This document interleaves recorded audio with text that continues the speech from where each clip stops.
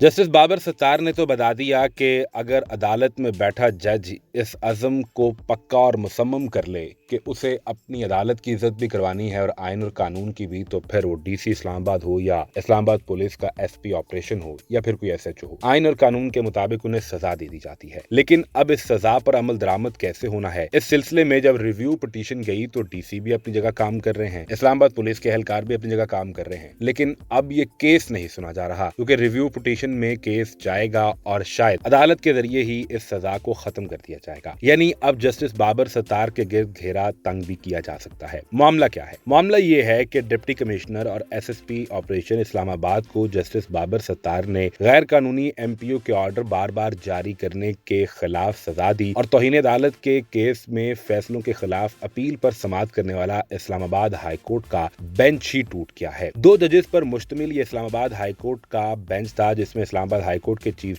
Justice Aamir Farooq और justice Tariq Jahangiri शामिल थे। लेकिन डीसी इस्लामाबाद, एसपी ऑपरेशन और एसएचओ थाना मारगला की जानिब से रिव्यू देने वाले इस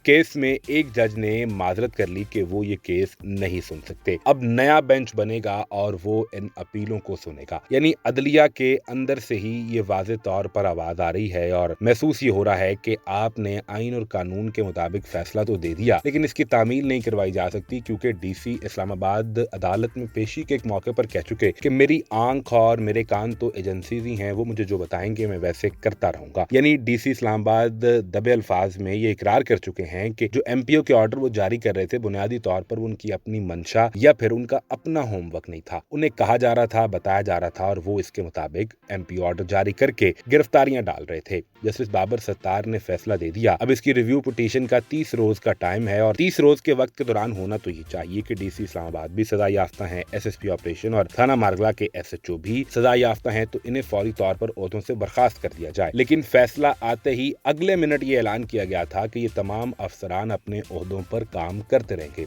और शायद इन अफसरान ने भी फिर पैगाम ऊपर पहुंचा दिया होगा, हमने आपके कहने पर एमपीओ ऑर्डर जारी किए थे, अब आप ही हमें बचाइए। अगर आपने हमें महफूज ना रखा और हमें ना बचाया और हमें सजा का सामना करना पड़ा तो याद रखिए कि आइंदा फिर कोई आपकी नहीं सुनेगा, बल्कि वही होगा जो कानून और आइन के मुताबिक होगा।